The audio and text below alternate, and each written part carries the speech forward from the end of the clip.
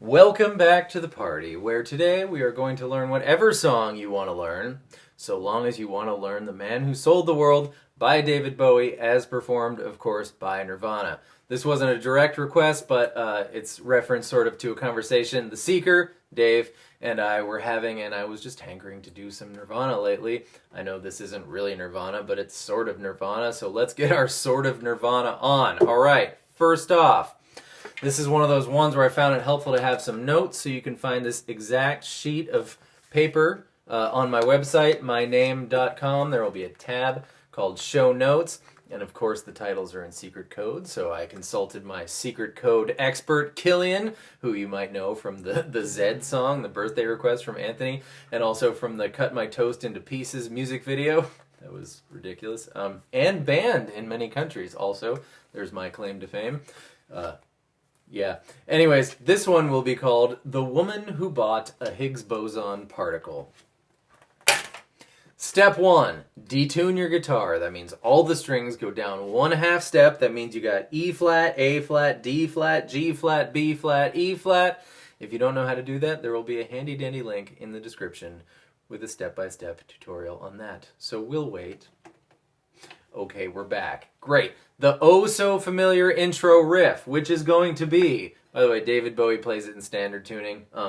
Nirvana plays it detuned because Nirvana never does anything normal. Yeah, G string 2nd fret, followed by open, 2-3-2, hammer-on pull-off, and then open. 2-2-2, open, 2-3-2, open, 2-2-2, open, 2-3-2, open.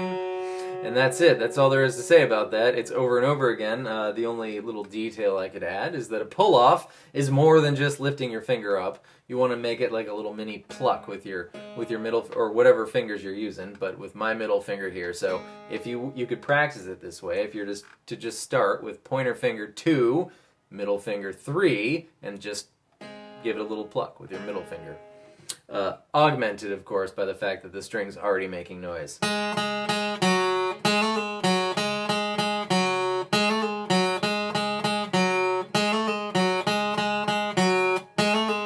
And then the band kicks in with, handy notes, F, do little f, do big F, doesn't matter. Big F would be 1-3-3-2. Little f would be 1-1-2-3. Either way, the strumming pattern's going to be down, up, up, down, up. That's one measure of strumming. So on that thing, what it is, we talk about palm muting, where you got your hand just so you muffle it a little bit.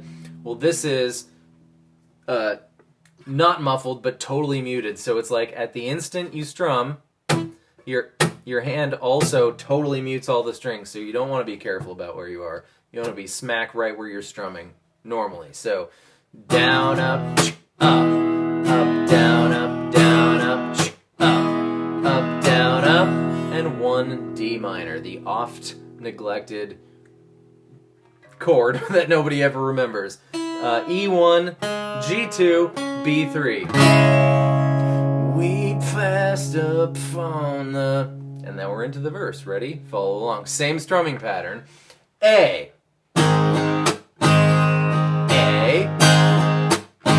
D minor.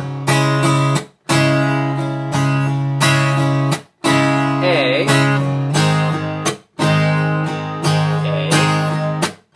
F. Little or big, doesn't matter. C.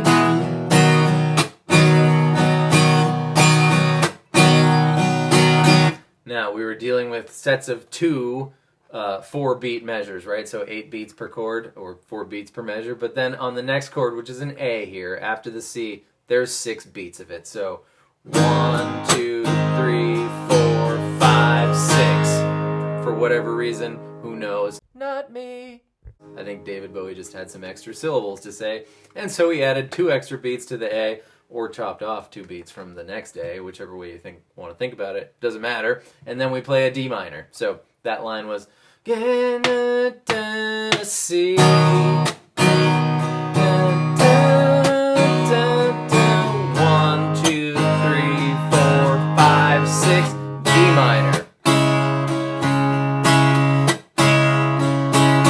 And then we're to the chorus, and I'm gonna gather my thoughts and probably gather Miss Poopadoop as well. Don't move.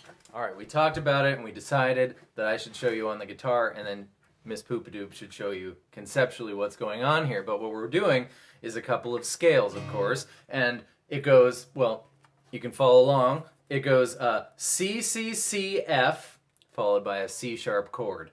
And then F, C, F, followed by a C sharp chord. So, the C thing is as follows. A string, 3. D string, open, 2, 3. G string, open, 2, 3. That's kind of easy to remember. And then B1.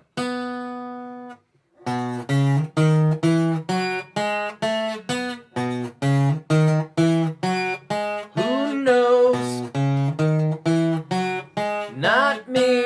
And then we move to the F thing, just one of them. That's going to be E1. That's an F note, right? A3 is a C, E1's an F. We're going to go E1, 3, open A, 1, 3, open D, 2, 3. We've C sharp chord, which is not the most convenient thing in the world to do, but I have another option for you. Don't worry, I have 2 more options for you.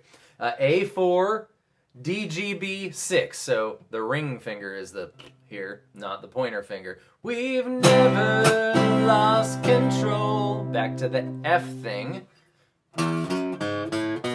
Your face, the C thing. To face the F thing. With the C sharp chord. Man who sold the world. And then, you know, Kurt goes back to the intro and the band hits an A. The world. Okay, back to the C sharp thing. You could just play a C sharp power chord, so A4, D6, G6. Or if you wanted to hearken the David Bowie version, you know, a little bit more. I'm sure he would appreciate it. But you could do your C sharp root and then a D string 3rd fret. That's C sharp's major 3rd. Right? It's like when we play C, right? A root and a major 3rd. We just moved it up one, and it would be A4, D3, A4. So that would be like if I do the 1 before the C sharp, would be an F.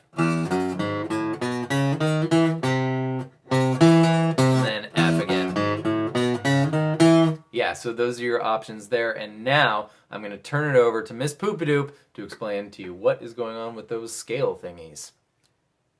Right now, I'm gonna do it right now. Okay, here she comes. Yes, oh my gosh, hi, it's been so long. It's good to see you all again.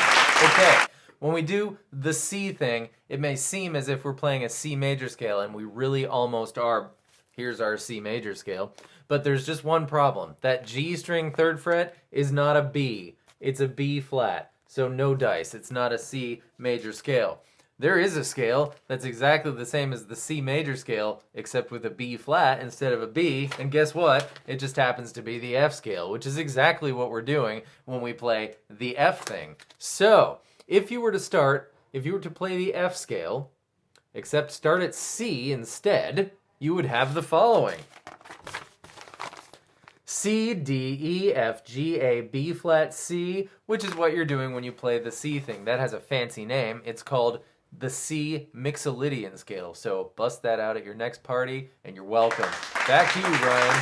Gosh, it's good to have her back. My very own kindergarten teacher. Go figure. Okay, anyways, so the very last intro, which goes into the solo, starts the same as the second intro, which is to say he's all, with a man who sold the world. A plus the riff, D minor, and now the whole rhythm guitar for this solo section is going to be F D minor, A D minor, 3 times. So F, D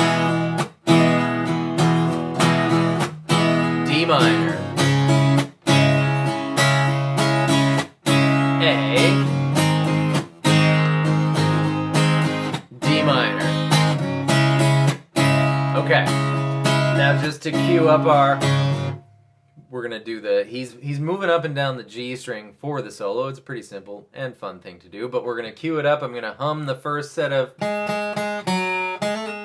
with the chords, and then I'll move on to the solo. So I'm gonna hum it in your head. On the G string. 7, 10, 9. Back to the riff.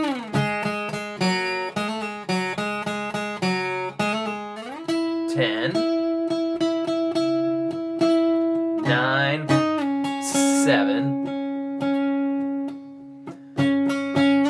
9, riff.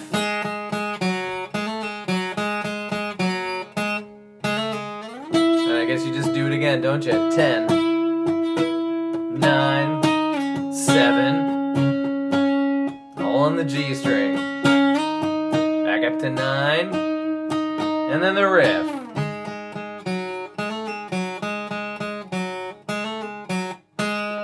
And the band ends on F, and Kurt Cobain ends on the G string 2nd fret, which is an A note, which is F's 3rd.